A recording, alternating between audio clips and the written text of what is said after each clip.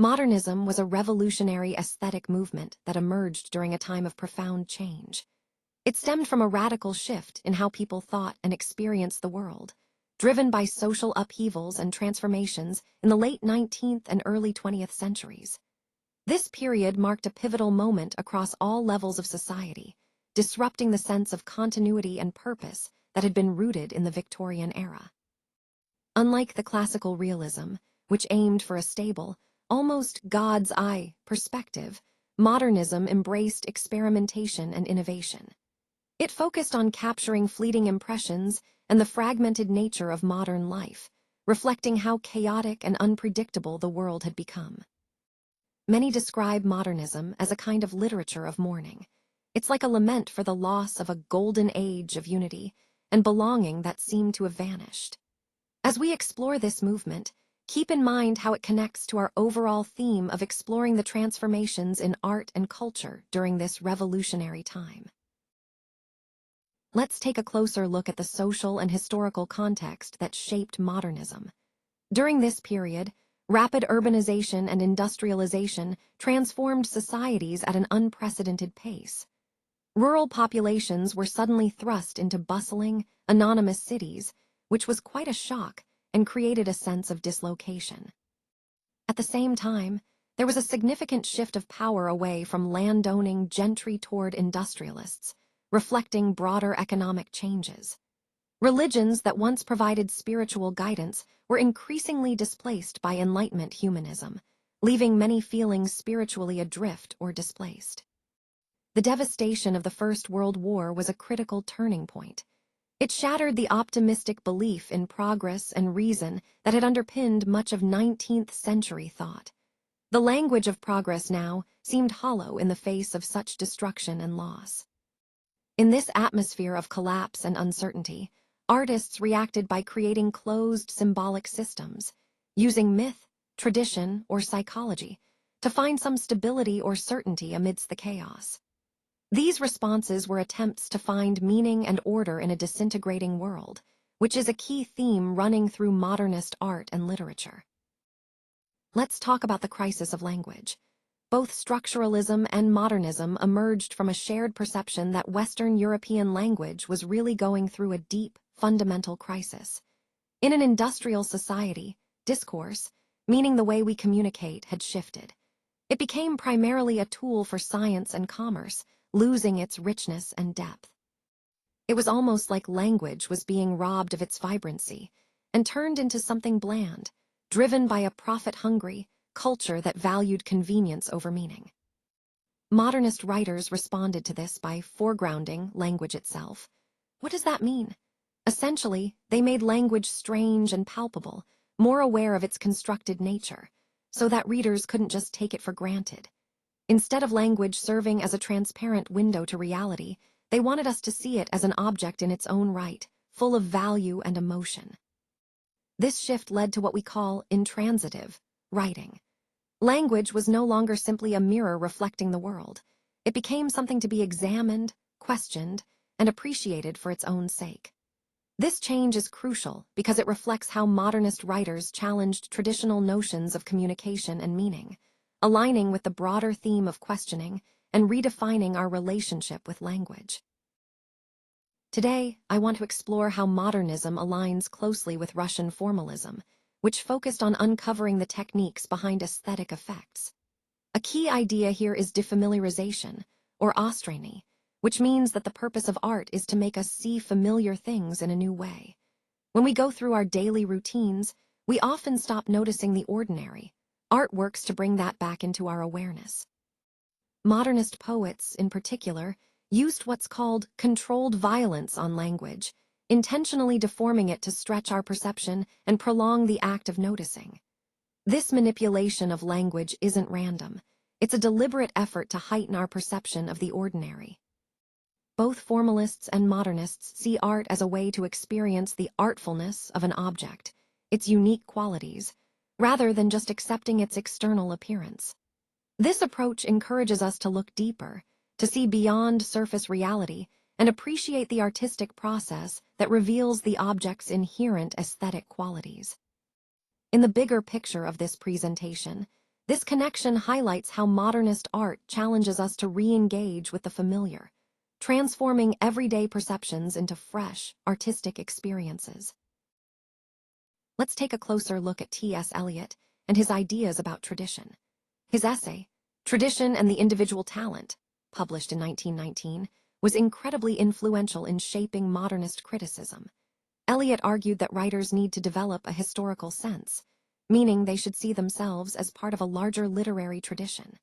This involves understanding the mind of Europe and how past literature creates an ideal, evolving order that new work can build upon. He also championed the idea of depersonalization in poetry. That might sound counterintuitive at first. Eliot believed that poetry isn't just about raw emotion. Instead, it's about an escape from emotion, allowing the poet to serve as a sort of conduit rather than expressing personal feelings directly. This approach he called New Classicism, which emphasizes objectivity and impersonality. The poet's role shifts to that of a catalyst, someone who channels influences and tradition into something fresh.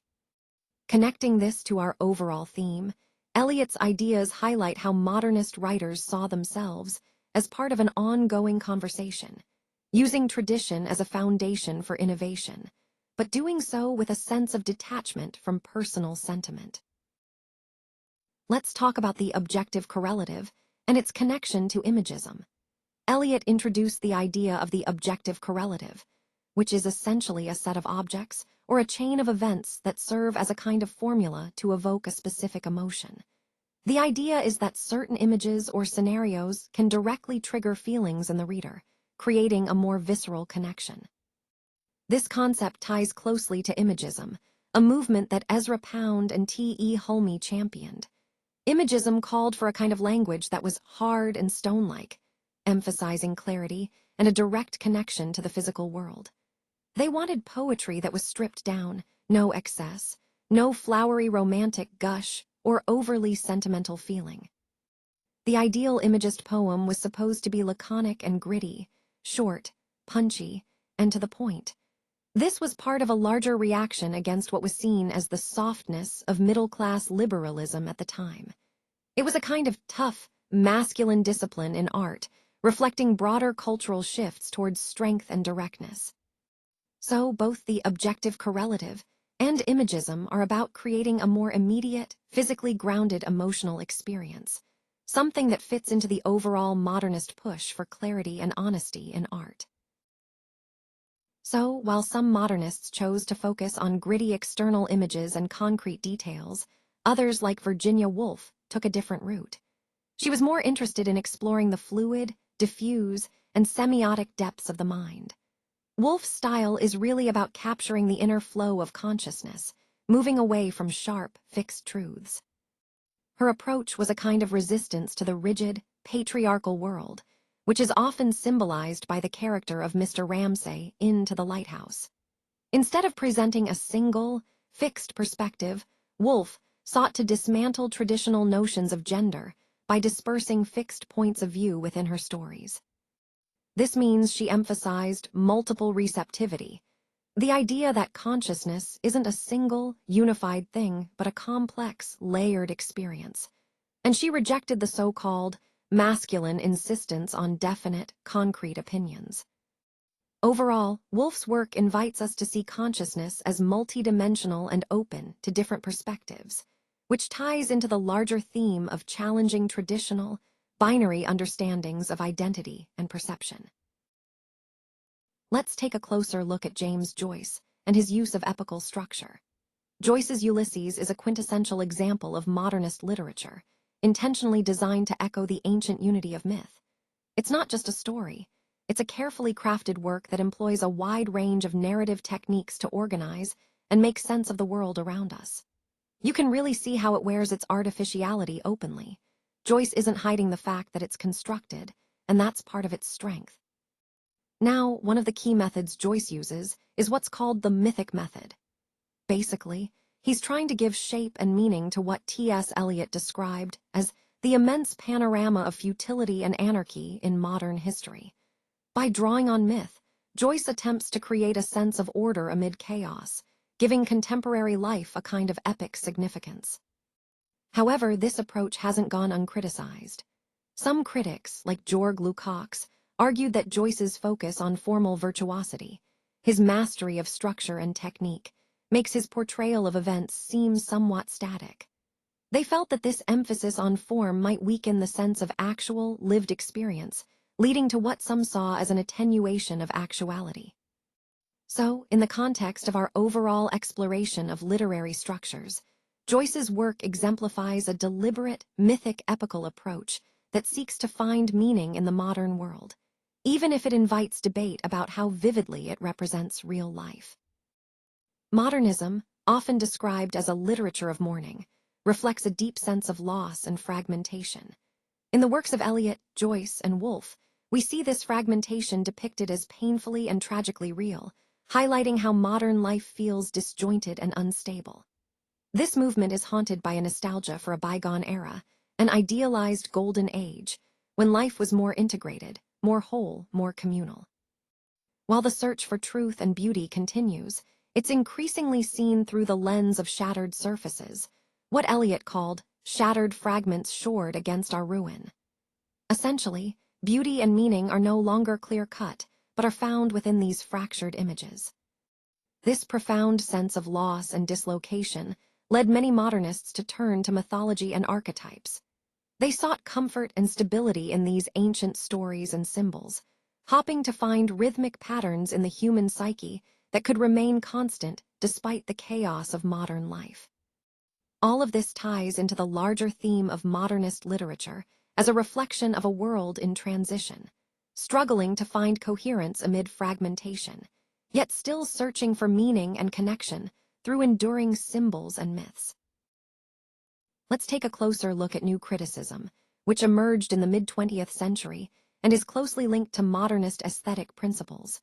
This approach treats the poem as a verbal icon, meaning it's seen as a self-contained, autonomous object. The key idea here is that a poem doesn't need to be explained through external factors like the author's life or historical context. Instead, it is understood through its own internal structure. New critics focused on the order and harmony within the text, really analyzing how the different parts work together. They aim to resolve paradoxes, tensions, and ambiguities by examining the poem's internal logic, seeking a unified, cohesive meaning. An important aspect of this method is isolating the words on the page from external influences such as biography or history. This allows for a more objective, professionalized approach to studying literature, one that emphasizes close reading and textual analysis above all else. Overall, this theory shifted the focus inward, encouraging us to see the poem itself as a self-sufficient work of art, rich with meaning that we can uncover through careful, detailed examination. Let's talk about the rejection of realism and naturalism by modernists. They radically moved away from the 19th century tradition of Russian and European realism, which had dominated literature for so long. Modernists saw traditional realism as a bourgeois form. That is, it was tied to the middle class and often promoted the idea that we could perceive reality directly, without any mediation. But modernists challenged that idea. They believed that reality isn't something we can simply observe objectively. Instead, they thought that traditional realism created an illusion that we could see the world as it truly is, without any filters. In contrast, modernist texts often resemble dreams. They're fluid, sometimes fragmented, and avoid a single, governing narrative. This approach allows for a kind of free play of signifiers, meaning that meanings are open-ended and flexible, not fixed. By laying bare the device, modernist works encourage us as readers to reflect critically on how we construct our own reality. They want us to see the techniques and choices behind storytelling, making us more aware of how perception and interpretation shape what we believe is real. So, in essence, modernism challenges us to question the very foundations of how we understand and represent reality. So, on this slide, I want to talk about George Lukács and his critique of modernism.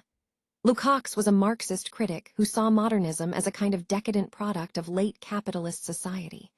He believed that writers like Kafka and Beckett, while influential, tended to narrow the scope of history down to these bleak inner worlds, what he called the fullness of history being reduced to absurd, often hopeless existences. Lukács was particularly critical of techniques like montage and stream of consciousness. He argued that these methods reflected what he called advanced individualism, which, in his view, divorced the individual from objective reality. Essentially, he thought these techniques emphasized personal experience at the expense of social and historical context. For Lukács, the only truly progressive art was a form of critical realism. This approach aimed to reveal the social totality, the bigger picture of society, and uncover the underlying patterns of social contradictions.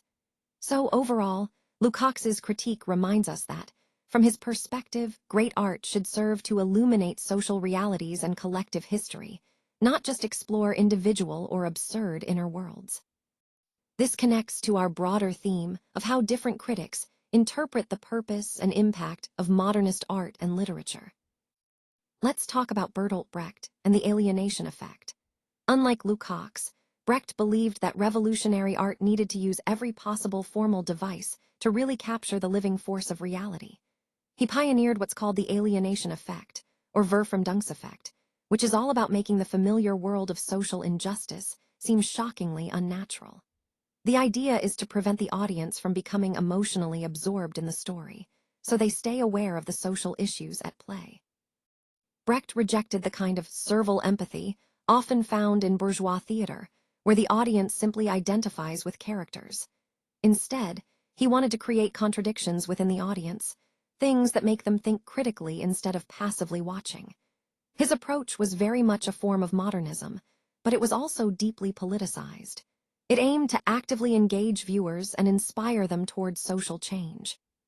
So, in essence, Brecht's techniques challenge us to see the world differently and to remain conscious of the social forces shaping our lives.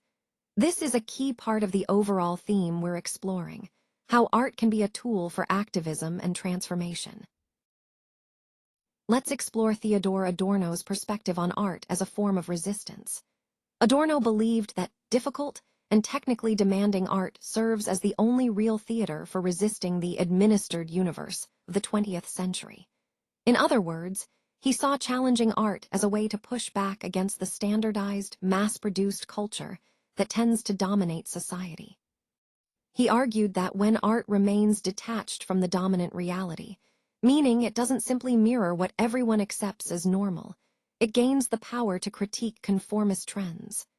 This detachment allows art to stand apart and question the status quo, rather than just reproduce it.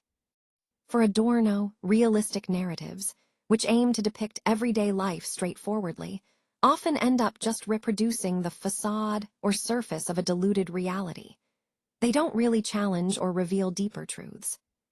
In contrast, modernist fragmentation, think of experimental forms, disjointed narratives, can better grasp the truth of social alienation.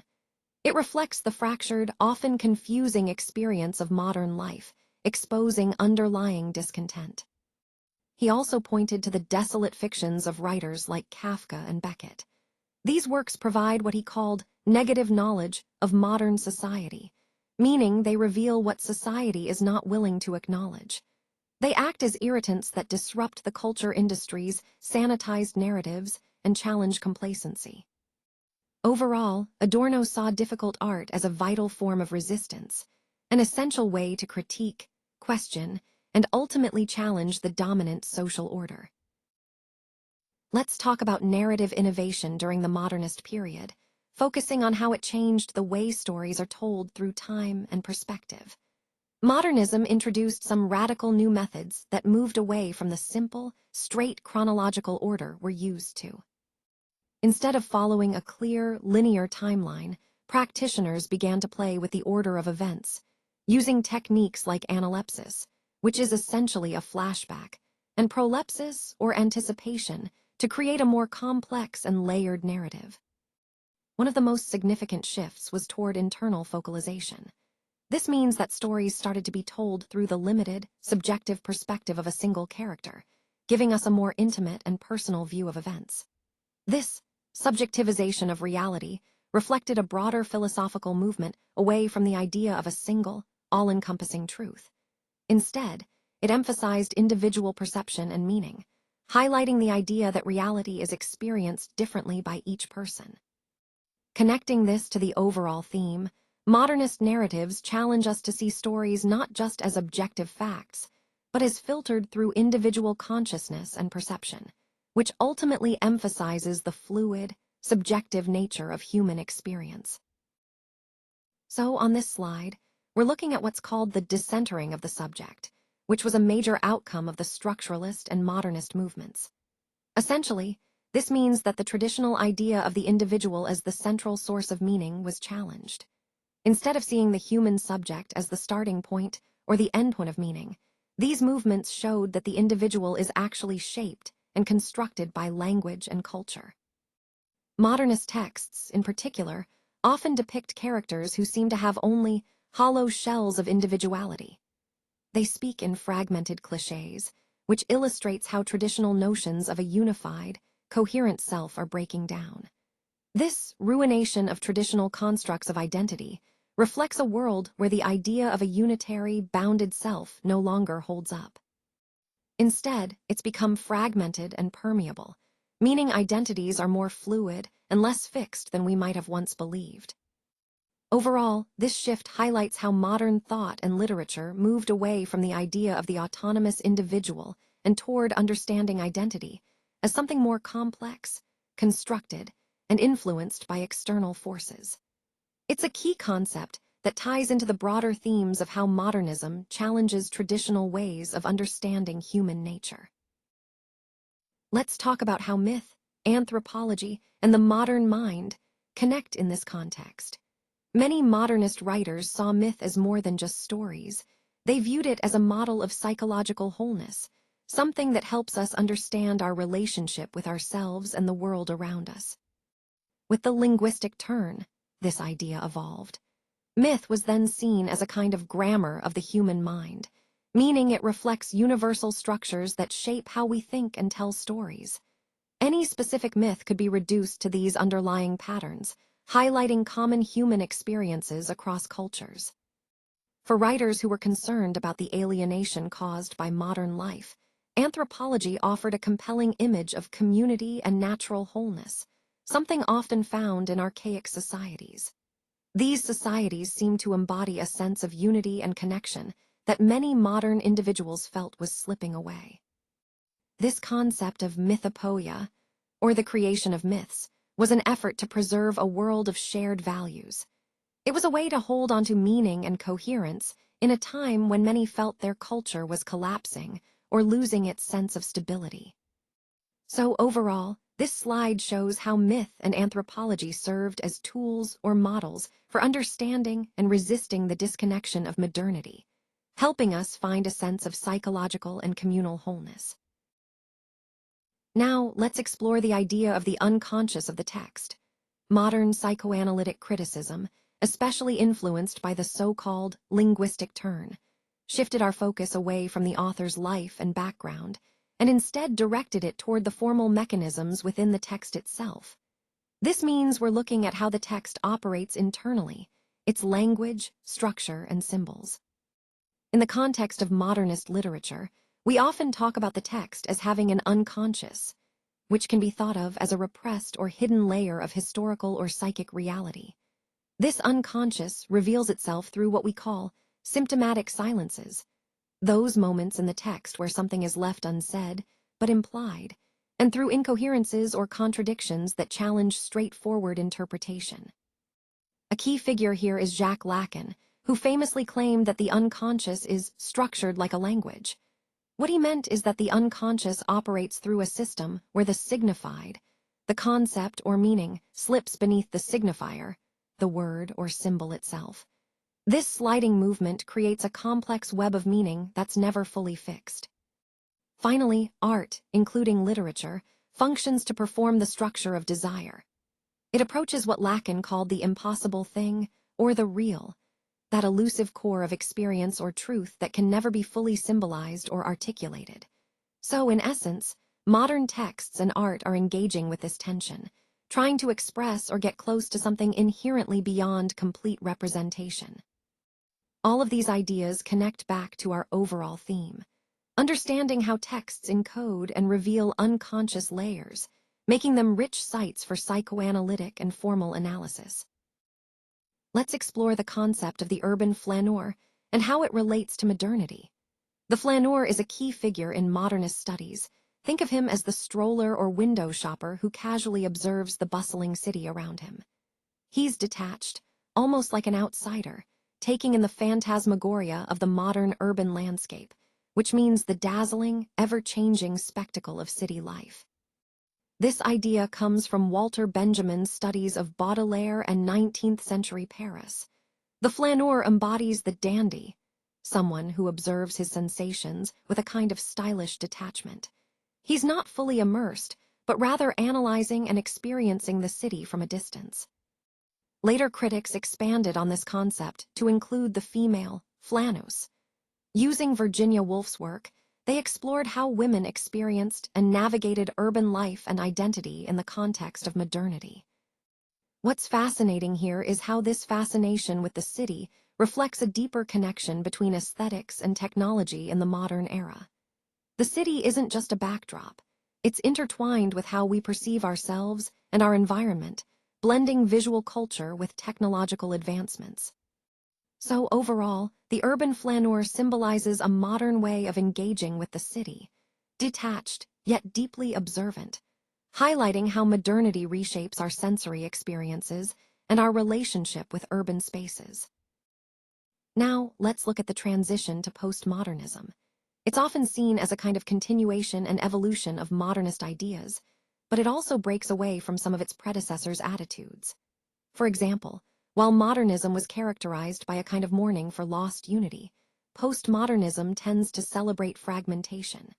You can think of that fragmentation as a kind of declaration of independence from the relentless search for absolute truth. In terms of art and literature, postmodernism denies the idea of depth as something fixed or meaningful. Instead, it embraces irony, parody, and pastiche, mixing styles and references, creating what's called contrived depthlessness. This approach really questions the idea that art must have a single, profound meaning. Ultimately, the radical experiments of modernism and its crisis of faith in language set the stage for what we see later in the 20th century. A kind of everything goes mentality, where boundaries are blurred and anything is possible. It's a fascinating shift that reflects broader cultural changes and a move toward a more playful, less certain view of truth and meaning.